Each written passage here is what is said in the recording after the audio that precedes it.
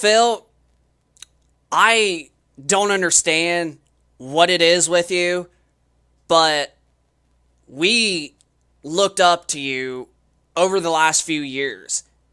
And now it honestly seems like you're going back to the opposite direction for the Xbox brand and just destroying the Xbox brand in general a lot more than compared to the Xbox One early days. Basically going back to that.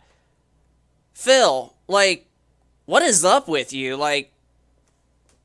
This is, you're just destroying your own console brand even more. And I don't understand. We don't get it. Like, what the heck is going on? But let's get into the news.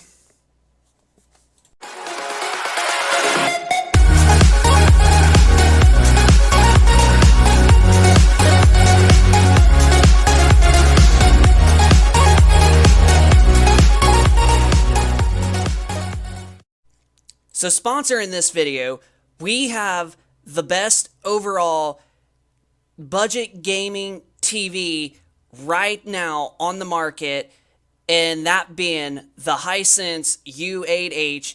And as you can see, the TV is actually on sale yet again. And for the 65-inch size, which is a pretty big size for a TV screen, it is mini LED quantum ULED. So if you're getting mixed with OLED with ULED, ULED is basically QLED of like what Samsung calls in theirs, but instead Hisense just calls it ULED. So for $900 for the 65-inch version of this TV, and we will go on ahead and show you the specifications of what you will get with this TV. And it is not an OLED, as we mentioned. It is an LED, and it's a mini LED, and it's a full array local dimming. And this TV has some of the best, if not probably the best, local dimming on a TV in this price class, and some of the best local dimming out of LCD type TVs. But also, it is a 120 hertz native panel, so you will be getting all of, the gaming out of this TV, but instead, only two of the HDMI ports are 4K at 120 hertz with HDMI's 2.1, and then the other two HDMI ports are 2.0 to play 4K at 60 hertz. So, this TV is really, really remarkable.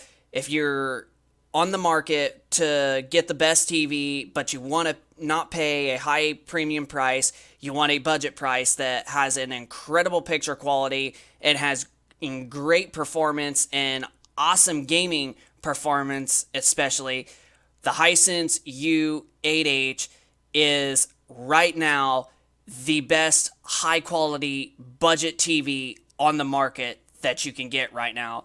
So if I was to recommend any budget TV with incredible picture quality and performance, this is the TV I would recommend. So definitely check out the Hisense U8H, because right now, I'm telling you, you are not going to regret this TV one little bit, and especially for $900 for a pretty big size 65-inch and being 120 hertz and having the best local dimming out of a lot of other LCD TVs, you cannot beat that price at all. So the Hisense U8H is right now the best high quality budget TV on the market. So the head of Xbox, Phil Spencer, he took over for the Xbox brand back in 2014 after the horrible launch disaster that was with the Xbox One, and he has done some incredible things. I'm still going to give Phil Spencer credit where credit is due, especially from all this time of all the great features like backwards compatibility, Game Pass, which we don't use, but all of my friends use that I hear good things with.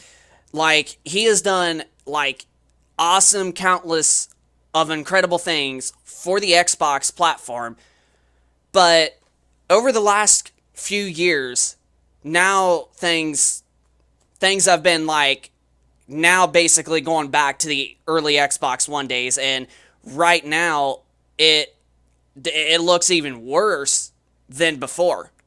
Like we got something we're going to show you of what Phil said.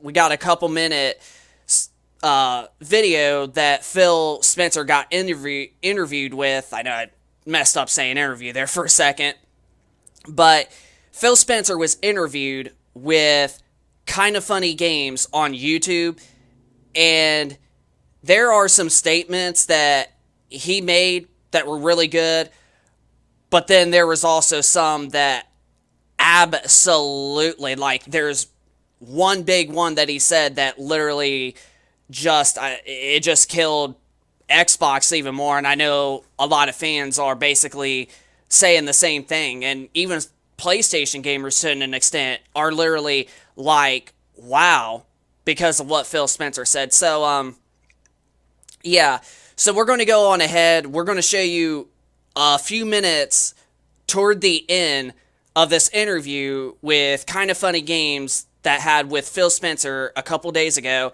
And yeah, just watch carefully and see what Phil Spencer actually says toward the end of the video, because it's pretty strange, and it's not really a good compliment. Just it's not good for something to say at all, especially for a console like Xbox. So let's go on ahead and show you. You and the team for really elevating the PC side of this Xbox ecosystem. I think we've seen a lot of great strides in that. But when you see the community talk about the console side of things, do you think you've lost the focus or maybe put too much onto the PC side? Do you think that the console is still getting the console love that it deserves, whether it be the homepage update, achievements, of course, looking forward and using the power of this next gen? Do you think you guys have lost that focus, or is it still there? And can we see more love on that side? Well, we'll definitely continue to focus on making our console experience as great as it can be. I like the homepage refresh and some stuff. I will say this might be disruptive as well. We have a different vision. You know, Paris talked about this. It's play the games you want with the people you want anywhere you want. We want Xbox to be something that people who buy our console can feel like they're a member of. Obviously, who are playing on PC, who are playing on cloud, that they feel like they're full members of our ecosystem. Game Pass players can play on many different devices, and we remain fully committed to that. We're not in the business of out consoling Sony or out consoling Nintendo. There isn't really a great solution or win for us. And I know that will upset a ton of people, but it's just the truth of the matter is that when you're third place in the console marketplace and the top two players are as strong as they are and have, in certain cases, very discrete focus on doing deals and other things that will that kind of make being Xbox hard for us as a team. That's on us, not on anybody else. Our vision is that everybody who's on console has to feel like they have a great experience and they're a first class citizen. They've invested a ton in our platform, but we are not in a position, and I see it out there. I see commentary that if you just build great games, everything would turn around. It's just not true that if we go off and build great games, all of a sudden you're going to see console share shift in some dramatic way. We lost the worst generation to lose in the Xbox One generation, where everybody built their digital library of games. So when you go and you're building on Xbox, we want our Xbox community to feel awesome. But this idea that if we just focused more on great games on our console, that somehow we're going to win the console race, I think doesn't really lay into the reality of most people. Like 90% of the people every year who walk into a retailer to buy a console are already a member of one of the three ecosystems, and their digital library is there. This is the first generation where the big games that they're playing were games that were available last gen. When you think about Fortnite and Roblox and Minecraft, like the continuity from generation to generation is so strong. I see a lot of pundits out there that kind of want to go back to the time where we all had cartridges and discs and every new generation was a clean slate and you could switch the whole console share.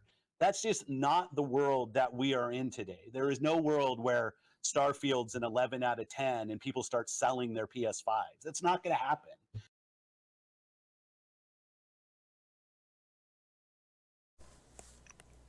So, did you hear that statement that he stated?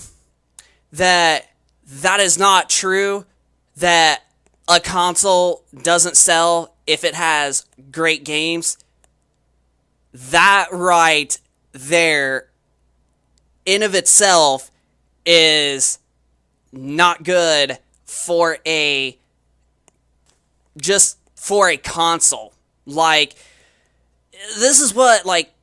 this is how people look when it comes, like, this is how they look at gaming, when it comes to console gaming especially, and to an extent, PC gaming as well, because there's games that are exclusive on PC, a lot more than console to be exact, but this is where, how everybody looks at consoles, okay? So Phil, you're saying that exclusives don't matter, and a good exclusives don't matter all of a sudden. Huh. Let me think here. I'm literally looking at my PlayStation consoles and my Xbox consoles that I have on my setup right here beside my PC. Huh. Let me look at them. Oh yeah. There's only third-party games mostly on Xbox. Oh, PlayStation. They're all on there too, as well as exclusives, huh? $500 for a Series X. Third-party games? Oh, $500 for a PS5. With third-party games and exclusives, huh? I better get the PlayStation 5, because looky there. It's same price, more games.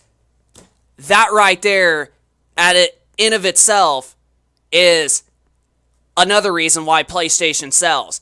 Because, yeah, the pricing is the same. Yes, the Series X, to an extent, might be just a teeny bit more powerful, but power doesn't really matter. Power's not the main thing with, like, console gaming and even PC gaming. I mean, look at the Nintendo Switch. The Nintendo Switch is literally selling, still to this day, like, even though the hardware is nowhere near the Series X and PS5 performance, and in even the PS4 Pro and Xbox One X, like, the graphics are nowhere near those four platforms. But you want to know why the Switch still sells and it still is flying off shelves? Oh, it's because games actually perform great. They have awesome exclusives and first-party games, and they don't rush them, incomplete. Most of the time, when they release them, they're either fully 100% complete, working like back in the old days, because back in the old days, with the Super Nintendo, N64, PS1, PS2, and then the early days of the PS3 and 360, games, once they were done, or they were printed on the discs, that was the game. There was no way to complete it or, try to patch it up or nothing like that. But once we got later into the PlayStation 3 and 360 lifespan, and then getting into the PS4 and Xbox One, then this is when all these companies started to rush games out and be like, we need to meet our quarters, we'll patch it later. This is not how this works. So, Nintendo Switch, okay, yes, it might be a less powerful console, like incredibly less powerful, but their games are incredibly good and they are complete. You, Phil, Sea of Thieves was rushed. State of Decay was a kind of bit rushed, but it didn't have as many problems. But I do remember my friends that played State of Decay 2, and it had some decent selection of issues and such. That game was rushed. You also got Crackdown 3 that was horrible the following year after that. And then a couple years later, you got Halo Infinite missing game modes like co-op campaign that has been on a lot of the previous Halo games. You did not have Forge, which is a very, very important mode for multiplayer that a lot of people like on the Halo games. And then you also got something very, very simple that was on every Halo game before that it, should have been on Halo Infinite at launch. And that's Team Slayer. Just the regular, TDM Call of Duty of Halo. That's what it's called, Team Slayer. You didn't even have that. A simple multiplayer game mode on Halo Infinite. And then now, here we are in 2023, and just a few days ago, there is Redfall. And then last month, with all the, communication about it only running at 30 FPS on the Xbox Series consoles and saying, 60 FPS will be for later down the road. No. And especially that game being a first-person, shooter in of itself, that game definitely needed a 60 FPS at launch. So, Phil, I don't understand, what's going on with you, but you're not doing anything good for the Xbox brand. There are some things that in that statement or in that interview that we seen, you did actually had some good things to say, but just right there, just saying that building good games is not true of selling a console. That right there just basically, it just turned a lot of people off. It just turned a lot of people off. I can just feel it, that a lot of people did not like that statement. And it's honestly true. Yeah, you can't just keep releasing rush games. Sony's exclusives are always complete. Sometimes maybe have a couple minor bugs or minor performance issues, but that's normal. And most of the game is really, really incredibly playable. And then they still patch it up and do what they got to. But 80% of Sony's exclusives are usually complete, and only 20% have minor full bugs in them. And that's good for a game. That's very, very appreciable. And just like with Red Dead Redemption 2 from Rockstar, they took their time with that game, and it had some minor full bugs at launch, but the majority of the gameplay experience was quite solid. But they still fixed the bugs as, the first year or two that it was out on the market. And then, yeah, it's the same thing with also the Nintendo Switch. Most of their games are out complete, and they have sometimes minor bugs, but, that's to be expected. But games coming out with less modes that should be in at launch, and then less content, and also, performance issues like Redfall had, that's just nuts at this point. That the game needed to be delayed, Phil. You just did not want to delay it again. You just wanted it to be out so you can meet your quarters, or, to get people on Game Pass, which is what a lot of people are speculating right now as to why that all these games are getting rushed, is because you just want them to be on Game Pass instantly and then be like, yeah, people are only paying $15, so then, it's nothing like paying $70, even though you still got hardcore audience that pay full price for your games. It needed delayed. So now you're in a tough corner right now, Phil, and you may not be able to get out. You might be stuck there. Unless you're still that Xbox and Starfield either comes out this September, or if it gets delayed to a couple months later or early next year and it comes out complete, you might get yourself unstuck. But if Starfield's going to have a lot of problems like Redfall when it comes out, even if it's this fall or early next year, Phil, you just killed the Xbox brand altogether. Like, straight up. And I understand Bethesda games are not well optimized, but Skyrim and freaking like Fallout 4 and such, I believe didn't have as many problems as freaking Redfall did.